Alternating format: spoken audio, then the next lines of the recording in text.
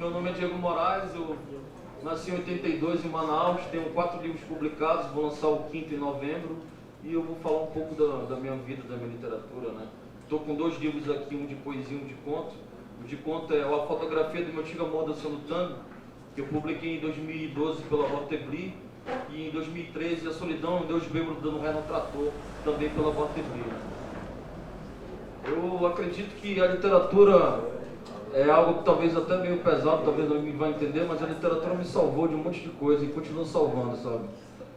A sociedade impõe uma porrada de coisas pra gente e a literatura pra mim sempre foi uma válvula de escape, uma saída, algo que eu abracei e eu vou abraçar sempre, porque é algo que me regozija, me alegra e me deixa forte, sabe? Quando o amor acaba, tem a literatura. Quando alguém te demite, tem a literatura. Quando acontece uma tragédia, tem a literatura, tem a poesia. Quando esse mundo que te oferece muitas mentiras, tem a literatura, tem a poesia, que não deixa de ser uma mentira com asas. Então, a minha vida, desde os 17 anos, quando ocorreu uma tragédia na minha casa, aconteceu uma briga entre meus tios e tal, e se esfaquearam, e eu fugi daquilo, indo para um andar de cima, no lugar onde eu morava, e fui fazer literatura. Sem apoio de ninguém, sem um empurrão de ninguém, eu apenas peguei um bloco de papel ao maço e uma caneta Bic e comecei a escrever.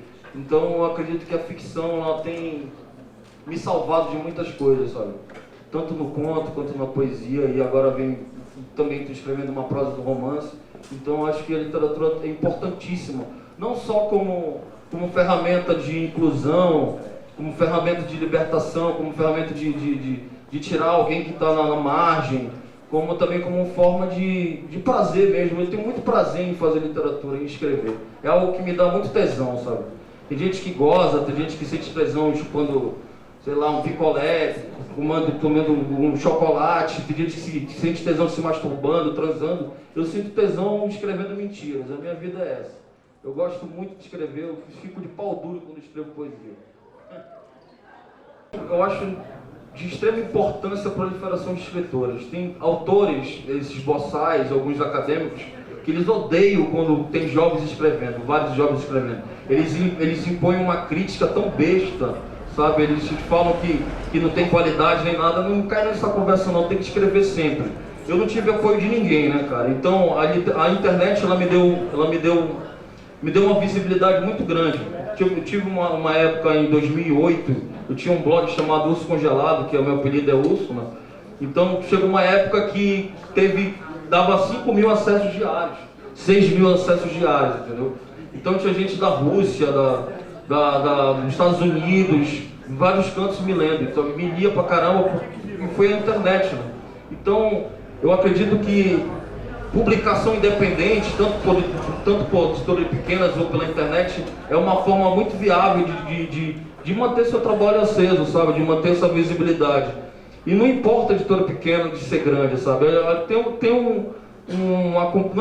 Acho que é competição desleal em relação à editora grande e pequena, porque com a editora grande você tem uma visibilidade para ir para alguns eventos do Brasil, né? E até concorrer prêmios. E muita gente dá muito valor para prêmios, mas editora pequena não importa, porque hoje em dia eu tenho um livro publicado em Portugal e é uma editora pequena, né, cara? Né? E uma galera me lê muito, isso que importa. E agora o único problema é que a editora pequena acaba falindo, né? Isso que é coisa ruim. Mas se você escreve, cara, não caia na corda de ninguém não. Vai, escreva sempre. Sempre, sempre, leia muito e escreva sempre. Isso que é o lance. A Mamíferos é o seguinte, é uma revista de entrevistas. Eu mando sempre 10 ou 12 perguntas para autores desconhecidos no Brasil. Os caras me mandam um livro, ou mandam em arquivo PDF, ou em arquivo de documento mesmo. Eu leio o trabalho do cara e faço perguntas a partir da leitura que eu tive dele, entendeu? E é uma revista que dá muitos acessos. Pelo menos no Brasil, assim, ter 8 mil acessos, visitas na Mamíferos, para mim já é muita coisa, né? 8 mil pessoas se interessar por um cara que escreve algo, para mim já é algo extraordinário. Num país que quase ninguém lê, né, cara? Que é difícil você viver de literatura no Brasil. Você escreve para um quarteirão, para um bairro, para um grupo, para um guetozinho, para um bar.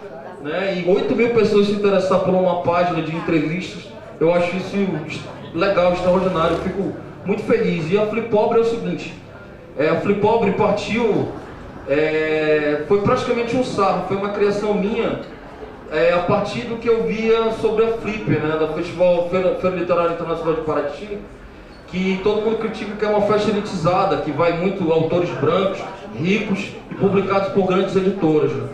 E eu acho isso uma grande sacanagem, porque tem muitos autores de editoras pequenas que escrevem tão bem, talvez até melhor que caras premiados, sabe? Caras publicados por Companhia das Letras, Record, e caras publicados por editoras pequenas eu vejo que tem muito valor.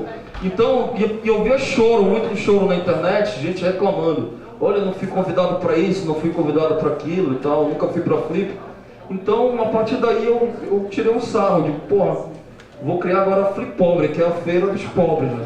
Que é via Hangout, né? Que é via no YouTube, então não paga nada, basta ter literatura e a gente convida. Não gasta passagem. Não gasta passagem, não gasta com hospedaria, não tem cachê, não gasta com nada, né, cara? E é uma forma de você manter um contato com autores que estão em evidência na internet, sabe? São autores que estão proliferando na internet. Porque a internet ela é uma fábrica, cara, também. Tem muita gente boa produzindo na internet. Tem muita galera boa saindo aí. Gente que sabe, que dá cara a tapa, que não espera aconselhamento de ninguém, não espera, sabe? Não precisa terminar o curso de letras para fazer literatura, não precisa disso. Basta você ter coragem, ter delírio e pronto. Ter tesão pelo escrever e já era. A internet para mim, eu sou influenciado por autores que eu conheci pela internet. E eu também me alimento muito de autores novos, contemporâneos nossos assim, da internet. Porque ela não para, né? Por exemplo, na minha tela do Facebook, todo tempo tem gente publicando poesia, publicando conto. Então isso vai alimentando a gente, né? A leitura, ela te dá um gás também, ela te dá uma puta vontade de produzir também, sabe? E eu nunca tive bloqueio criativo porque eu tô sempre lendo e eu tô sempre delirando, sabe? Sempre exercitando, porque a literatura, ela não deixa de ser um músculo, sabe, cara? Tipo esses caras que vão pra academia malhar, a literatura é isso, ela é exercício. Se você exercita todo dia a sua escrita, todo dia você trabalha nela, todo dia você vai melhorar. Meu primeiro livro é muito ruim, é horrível. Eu não publicaria ele nem por $1 milhão. Não, lógico que eu publicaria por $1 milhão. Mas ele é muito ruim. Só que eu vi uma evolução muito grande do primeiro para o segundo, sabe? O segundo livro já é uma coisa que já vale a pena leitura, já vale a pena até mesmo ser adaptado a alguns contos. E depois a poesia. A poesia entrou por acidente, porque eu sempre fui contista, né? Eu sempre escrevi contos, né? Então eu acho que a internet para mim ela é uma forma de como é que eu posso dizer? Ela é amiga do escritor pobre. Sem a internet, bicho, não tem como, porque eu não posso esperar por um crítico, por um professor, por um jornalista da Folha de São Paulo para publicar meu trabalho, para fazer um resenha sobre um livro meu, entendeu? Então eu tenho que ser autônomo, eu tenho que tomar coragem, sabe? Eu tenho que ser cara de pau sempre. O escritor tem que ser cara de pau sempre, não pode ser tímido. O tímido morre de pau mole. Porque eu sou um cineasta frustrado, né? Porque o cinema veio primeiro que a literatura na minha vida. Eu sempre fui aquele moleque que passava as tardes em casa, de cueca, tomando suco e torrada, o pão de forno, vendo Sessão da Tarde, sabe? Esperava todo mundo dormir para ver Sessão de Gala, o Corujão, aqueles filmes mesmo bem trash, bem pop do americano, filme americanizado pra caramba. Vi muito Steven Seagal, Van Damme, Charles Bronson. Então os diálogos dos filmes, eles sempre mexeram comigo. Então é questão da fotografia também, né? Porque a literatura, o cinema, ele me situa em algumas coisas, sabe? Ele me faz entender algumas coisas sobre a própria literatura. Às vezes eu não consigo identificar, eu não consigo imaginar algo num livro. Então eu vejo o que aconteceu num filme e isso aquilo acaba me ensinando, me situando, sabe? Me dando um direcionamento. Então o cinema, eu sou totalmente influenciado pelo cinema, sabe? Sou totalmente, ele tipo é aquele cara que tá sempre me dando toque, tá sempre tocando no meu ombro, olha, vai por aqui, vai por aqui, vai por ali. Na questão da prosa, né? Mas na questão da poesia é uma coisa muito mais é uma coisa muito mais interna, é um fenômeno muito mais interno, é uma questão que não consigo segurar, é algo que eu ainda não consigo identificar, não consigo definir, porque é uma avalanche lírica, é algo que vai remoendo, é uma situação, é um remorso, é uma mágoa, ou às vezes não é nada, mas aquilo vai mexendo por dentro, tipo como fosse uma engrenagem, uma roda gigante. Aí do nada você senta e escreve um poema de uma porrada só. Já na prosa não, já na prosa eu já trabalho, eu já fico trabalhando, às vezes eu estou num bar, hoje eu estou andando pela rua, bêbado ou sóbrio, e já vou trabalhando no conto, já imagino a cara do cara, olha, o cara é feio, o cara é narigudo, o cara é viciado em cocaína, o cara fuma muito derby. Aí eu imagino ele entrando num bar, entrando num boteco, entrando numa farmácia, imagino todo o diálogo da situação. Já a prosa eu já consigo trabalhar na cabeça, já a poesia não, é algo quase que meio que, como é que eu posso dizer, como se fosse espiritual, quase como se fosse uma macumba mesmo. Já senta e pronto, aqui tá aqui, a entidade, pronto, já era, sabe? É algo muito mais efêmero. Cara, lê um poema aí pra gente, você separou algumas coisas.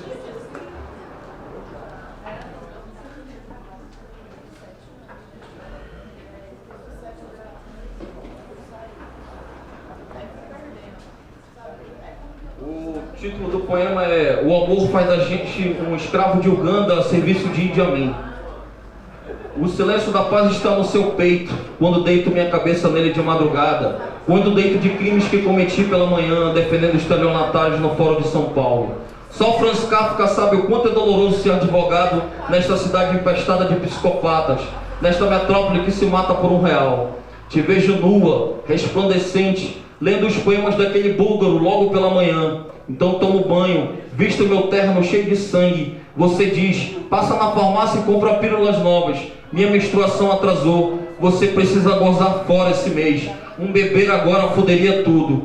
Encho minha bolsa com processos pesados, como o do maníaco que matou 27 médicos do SUS, por vingança, por não ter atendido seu filho com asma numa tarde chuvosa de domingo. Você pisca da cozinha, manda beijos, pede que eu pegue sua mãe no salão de beleza e leve para a casa de sua tia.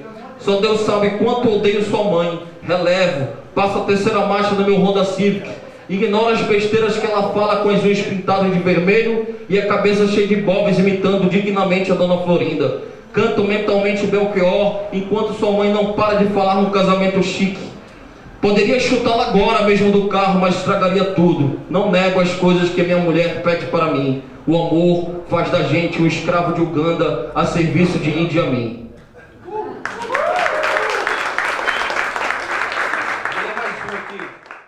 Esse poema aqui eu dedico à mulher que me passou gonorreia e piolho chato. Estamos só nós dois, você do outro lado do país adestrando boings de uma torre do aeroporto, e eu aqui, revirando fotografias e escrevendo sem parar, apagando os cigarros vagabundos no cinzeiro que você trouxe do Peru, escrevendo nas paredes feito Neandertal sem parentes, feito um náufrago que faz da areia da praia o corpo da mulher que deu as costas para um drogado e seguir em frente com o tenente da aeronáutica que passa o dia observando rolas no vestiário do batalhão. Estamos só nós dois, com a lembrança do nosso filho abortado numa clínica cheirando a mofo no centro de Manaus, com a dor do cão que enterramos no quintal, o cão que lambia suas pernas quando chegava da faculdade de letras, que não serviu para nada, que não serviu para criar um poema para boi dormir. Estamos só nós dois, eu, você e o que os dramaturgos chamam de amor. Esse buraco dentro do meu peito é só eco do teu nome. Agora não adianta ofender, arranhar a pele, quebrar os discos do Beck. Agora não adianta escrever, pregar bilhetes na porta da geladeira. Agora não adianta pegar leve na cocaína. Agora não adianta falar em rehab. Agora não adianta chorar sentado na sarjeta do meu bar predileto. Agora não adianta dedicar poemas. Agora não adianta jogar cinzas do Marlboro no ralo da pia. Agora não adianta comprar a obra completa de Walt Whitman para ler nas férias abraçado contigo no sítio dos meus pais. Agora não adianta obturar os dentes. Agora não adianta prometer coisas que só o amor promete. Tentei cursar letras porque na época eu era tão ingênuo, eu queria aprender a fazer literatura. Na época eu escrevia muito mal, eu queria virar escritor. Só que eu descobri que no curso de letras você não aprende a ser escritor, você vira professor, né? E do jornalismo é porque eu nunca aprendi a mexer com fatos. Eu sou muito mentiroso, então às vezes na minha primeira matéria que eu ia fazer, na minha primeira reportagem, eu liguei para um cara, o cara me falou muitas besteiras e tal. Aí eu, na minha cabeça, eu digo, porra, eu posso inventar isso, posso inventar aquilo e botar aspas, aí já era. Aí eu disse que não, cara, para jornalismo eu não tenho talento não, meu talento mesmo é ficção, minha parada é ficção. E os fatos, a questão do jornalismo em si, estava prejudicando a minha escrita, sabe, como escritor, estava prejudicando a minha vida como escritor. Então eu abandonei esses cursos e hoje eu trabalho em outra área e só escrevo mesmo. Cara, eu queria que você falasse um pouquinho para a turma sobre os títulos dos seus livros, né? Você tem um livro que chama A Solidão. É um Deus bêbado no Renan Trator, a fotografia do meu antigo amor dançando tango. Não, peraí. E o mais genial que eu acho é o próximo que você vai lançar agora, das fichas. Tem o que eu lancei em Portugal agora em março, pela editora Toda Correria, é Um Bar Fecha Dentro da Gente. E o próximo de novembro Eu já fui aquele cara que comprava 20 fichas e falava eu te amo no orelhão. Eu já fui aquele cara que comprava 20 fichas e falava eu te amo no orelhão. Eu não sei, isso é algo meu, né? Eu não tenho nada contra, tá? O livro pode ter um péssimo título e ser ótimo, mas eu tenho preconceito com o título de livro, nem com capa nem tanto. Mas quando o título é ruim, eu geralmente não tenho tesão em comprar não. Então eu gosto de quando o cara já comece no título, ou então quando é um romance, quando é um conto, um livro de poesia, na primeira frase ele já tem que mostrar para que ele veio, entendeu? Tem que vir logo na porrada. Então livros que começam tipo chovia, o sol, as estrelas, eu já fico meio de banda de cara, esse cara veio aí pra chorar, veio pra, sabe? Esse cara não veio pra dizer o que ele é, ele veio pra contar goma, então não boto muita fé. Então livros com títulos bons, tipo do Marçal Aquino, né?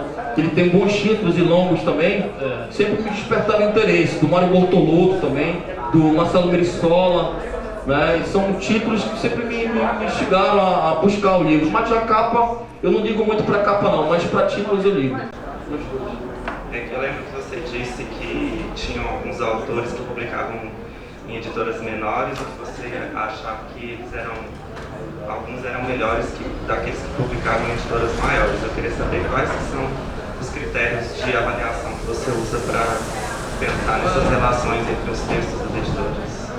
A questão aí é o seguinte, a questão aí é o marketing, a questão também aí talvez seja, porque rola muito preconceito na literatura, queira ou não, rola muito bairrismo, e eles olham muito para quem você é, para quem você representa, se você tem títulos. Então, por exemplo, eu vou te citar um autor que é pouco conhecido, não tem nenhum prêmio, publicou com editora pequena, mas eu considero ele um cara melhor que muito cara premiado, até pelo Jabuti. O Bruno Bandido, de Porto Alegre, eu acho ele um puta cara, sabe? O Mário Bortolotto também, que não tem muitos prêmios, não tem nada, ele é um puta tem prêmios como dramaturgo, mas como escritor, como romancista e como contista, ele não tem nada. Eu acho que o trabalho dele é muito melhor do que muito cara premiado. A questão aí também é uma questão de como é que eu posso dizer, de conhecimento, de logística também. O Brasil é um país muito grande, então é difícil você ter contato com editoras grandes, mas tem a questão do lobby também. Eu já ouvi dizer que gente que paga para ser publicado por uma editora grande, né? Já ouvi papos, eu não sei, eu não posso dizer que isso é verdade, mas já ouvi cochicho de gente que pagou 10 mil, 20 mil para ser publicado por uma editora grande, porque aí o marketing, o poder de investimento é maior, né? Editora pequena não, você, para me ler, você alguém tem que ter falado para você, olha, eu conheci o trabalho do Diego Moraes, ele é muito bom, não sei o que, algo assim, ou de outro autor, olha, fulano tal, é no boca a boca. A editora pequena sobrevive do boca a boca, do marketing da internet. A internet salva o escritor de editora pequena. Já a editora grande não. Ela já te dá todo um aparelhamento, ela já te indica quais são os lugares que você vai publicar, você roda o Brasil inteiro para divulgar literatura. Você tem porta de entrada em Bienal, em feiras, na Flip, em uma porrada de lugar. Então o lance aí é a questão monetária, de grana. Mas eu vejo a literatura de autores de editoras pequenas tão bons quanto os da grande. Eu acho que eu já podia ter perguntado, né? Mas o negócio é esse. Então, eu gostei desse posicionamento seu, cara, assim, um culto. Sabe onde é que eu inspiro meus motes? Todo mundo tem livro de cabeceira, brincadeira. eu sonho com um negócio e escrevo. Eu ouço uma conversa, anoto. Fala uma palavra, eu faço um texto. Beleza? Eu sou um pouco. Eu sou muito mais velho que eu sei por isso. Eu acho o seguinte, na questão do conto, o meu processo de criação do conto tem a ver mais com... Eu não consigo, por exemplo, pegar um mote de uma frase de alguém, anotar e escrever o conto a partir disso. Mas eu sou um cara que eu me uso muito como o próprio clichê do meu trabalho, da minha ficção. Então, elementos autobiográficos, coisas que eu vivi e passo o verniz. Porque o contista é o cara que passa o verniz sempre, né? É o cara que pega a casa toda lascada, toda fodida e vai lá e passa... O escritor, o contista, o ficcionista, ele é o pedreiro, é o cara que enche a laje, é o cara que constrói, é o tijolo por tijolo vai na manha. Ele é o cara que faz o serviço brutal, o serviço braçal da coisa. Não, a poesia não, a poesia é uma coisa mais leve. Mas eu sempre fui contista, eu comecei escrevendo contos. Meu primeiro livro foi de contos, Saltos Ornamentais no Escuro. O segundo também, que é a fotografia do meu antigo amor dançando tango, que eu posso ler um conto dele daqui a pouco. Então, eu acredito nisso, porque as minhas influências dos contistas são Rubem Fonseca, Adolfo Trevisan, Murilo Rubião, que eu acho genial. Quando eu posso, eu sempre coloco algo fantástico, fechando. Eu me preocupo muito com os desfechos, né, do meu trabalho. Para mim tem que ter um desfecho magistral, sabe? Para mim tem que ter um início e um desfecho magistral. O meio talvez eu nem me preocupe tanto no conto, mas o final e o início para mim tem que ser porrada.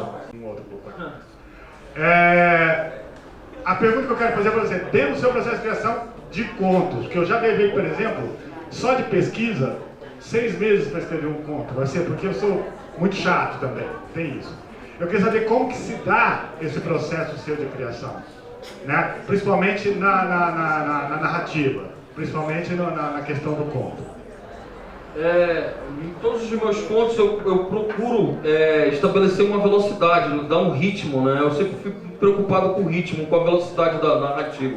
Por exemplo, esse livro que eu tenho aqui em mãos, A Fotografia do Meu Antigo Amor dançando tango, eu estabeleci desde o princípio que eu queria colocar um lance com a transa com o cinema, como se fossem curtas, porque teve uma época que eu queria fazer curtas e eu não conseguia grana, não conseguia parceiros. Manaus é uma cidade difícil para você arranjar pessoas que tenham os mesmos gostos e tal, e tenham o mesmo lance de literatura. Tem escritores que são mais regionais, saudosistas, são caras que são preocupados com o passado de Manaus e tal, e eu sou já um cara mais urbano, mais sujo, mais fincado mesmo na questão do submundo e tal. Então, o meu processo de criação nesse sentido é o seguinte: eu vou trabalhando, por exemplo, eu estou trabalhando agora num conto longo, que é de um cafetão cafetão pedófilo. É um cara que ele bate em prostitutas com 40, 60 anos e acaba se apaixonando por uma menina de 12. Então esse processo veio quando eu vi um cara saindo de uma farmácia e ele deu um tapa numa garota de 12, sabe, por aí, de 12 anos, por aí. Um cara feio, barrigudo, todo escroto, saindo de uma farmácia e deu um tapa numa menina. E eu achando que aquilo ali, que porra é essa, né, cara? Eu fui descobrir que a menina tinha roubado umas balas da farmácia e o cara era o padrasto dela, sabe? E daí eu já senti, porra, esse cara poderia estar aliciando ela, molestando, né? Porque a violência já é um pé, né? Então eu já estou trabalhando nisso. E esse processo comigo é mais... Eu vou trabalhando internamente, mais na cabeça. Eu vou trabalhando. Quando já tá beleza na minha cabeça, eu sento e escrevo. É muito raro eu chegar sem nada, sem ter porra nenhuma na cabeça, chegar no branco do arquivo Word e escrever. Eu já vou trabalhando muito, sabe? E raramente eu tenho bloqueio criativo, porque eu vejo muito esse processo da escrita do meu conto como se fosse um diretor dirigindo o personagem no filme, sabe? Como se não tivesse muito, tipo o Glauber Rocha, uma câmera na mão e uma ideia na cabeça.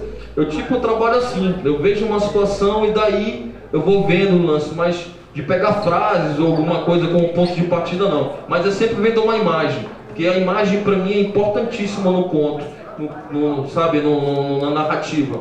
Sem imagem para mim é coisa muito seca, eu não consigo curtir, eu não me sinto satisfeito escrevendo algo muito seco. Para mim tem que ter uma pegada meio cinematográfica, que o leitor consiga visualizar algo parecido com o meu delírio. Então, meu processo é esse. Eu queria te perguntar, e você com essa cara de caboclo, né? Que não deixa negar, eu queria te perguntar, mesmo você percorrendo subterrâneos para fazer o seu trabalho, desenvolver a sua arte, batalhar a sua vida, mesmo percorrendo subterrâneo, como é que é um sujeito que vive a Amazônia, que vive na Amazônia, um amazônico, um manauara, um amazonense, penetrar espaços que por vezes e vezes tem uma dificuldade muito grande de abertura para o diverso, para o plural, para a diversidade que é o povo brasileiro, né? Antes de passar a palavra para você, eu quero dizer que me chama muita atenção porque você diz assim, a sua pessoa me chama a atenção porque você diz assim, em pouquíssimas palavras, contundentes, profundas e cruéis. Você diz, só acredito em poeta mordido com a vida. A felicidade nunca escreveu um verso que preste.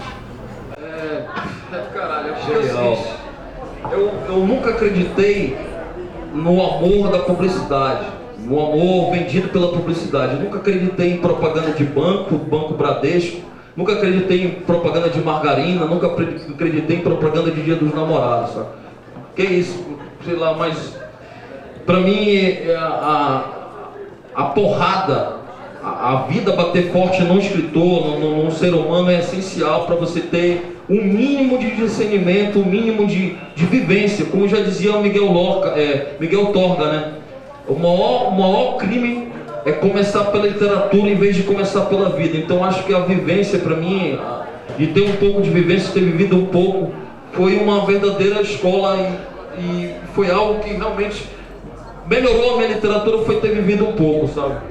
Como eu já disse, como tem um verso do próprio livro que eu digo o seguinte, fazer literatura é aumentar a dívida do Bradesco, porque quando a sua vida está pior, está escrota, você está com dívida, você está mal, está doente, é que a literatura melhora, sabe? Tem gente que faz literatura de pesquisa, eu não consigo, eu respeito, tem gente que faz bem, faz literatura em laboratório de academia, eu não consigo, minha matéria-prima é a dor, é a decepção, é a tragédia, é a mágoa, sabe? É a trairagem, é esse tipo de coisa ainda é. E Manaus é o seguinte, Manaus é uma cidade que é tipo, os filósofos, os sociólogos, os escritores da minha cidade, eles vendem uma Manaus muito embalada pelo folclore, por lendas. Manaus não é isso não, cara. Manaus não é só rio, não é só floresta, não é só árvore, não. Manaus é uma cidade muito barra pesada, tem 2 milhões e pouco de habitantes.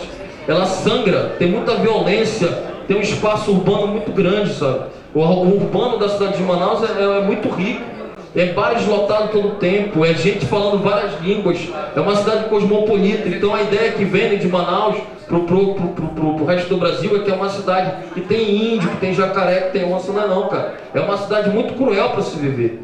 Tem gente que eu conheço que foi de São Paulo viver em Manaus e morreu, sabe? Se meteu a besta e morreu rápido. Não é uma cidade fácil para se viver, é uma cidade muito cruel. E essa crueldade que eu consegui passar pela minha literatura. Já a questão da visibilidade, como eu já tinha dito, é necessário ter cara de pau sempre, cara. Se você não te der um espaço, se fecharem uma porta para você que faz literatura, você tem que arrombar. Você arromba. Não vá cair na corda porque você é feio, porque você não é isso, não. Irmão, acredite na sua literatura sempre. Divulgue ela de qualquer forma. Esteja escrito na internet, no muro. Se for possível, grite, fique nu, sabe? Piche o muro, mas divulgue a sua literatura, porque a literatura é algo essencial. Você cai uma vez, quebra o braço. Você cai 2 vezes, quebra a perna. Você leva a paulada na rua, escreve um poema. Você leva a facada, escreve uma crônica. Você leva tiros, escreve um romance. Você morre, Deus acha que é peça de teatro e aplaude. Não, isso é obra-prima, né, cara? É diferente, né? Isso é diferente, parceiro. Mas o que eu quero te perguntar é o seguinte. Você colocou isso na internet um tempo atrás, e referente à opção de abrir mão da literatura pelo cinema. E eu não sei se você deletou essa porra depois e tirou isso e tal. Você colocou isso, que a opção era cinema, assim, sua paixão, sua grande paixão, e você colocou isso muito bem agora na discussão e tudo mais, e está colocando isso, mas eu queria que você aprofundasse mais nessa questão dessa paixão muito grande. E aí entra no trânsito, que eu comentei porque um poema tem camadas, né, cara? Você tem um som, você tem um ritmo e você tem a imagem. Não é a musicalidade também, né? A musicalidade e tudo mais. Vai abrir mão mesmo? É por aptidão? É por gosto? Ou por deficiência? O que está rolando com esse negócio do cinema? Eu não vou abrir mão da literatura não, porque ela é meu primeiro amor, é minha primeira namorada, ela arrancou meu cabaço da vida, então não tem como não. Mas a literatura do cinema é o seguinte, é meu amor, porque eu sempre me emocionei com o cinema, eu me emociono mais com o cinema do que com literatura. Se eu chorei ou se eu gritei de tanta felicidade, foi com no máximo 3 ou 4 livros. Já com cinema não, eu consigo me emocionar bastante. Às vezes eu entro até em crise vendo alguns filmes, sabe? Eu vi um filme com Will Ferrell um tempo desses aí, que ele era um escritor, que era um personagem, né? Acabava o estranho, algo, o título era o estranho não sei o que. Ele acabava falecendo que ele era um escritor e tal. Eu passei 3 dias chorando, pensando nesse filme, sabe?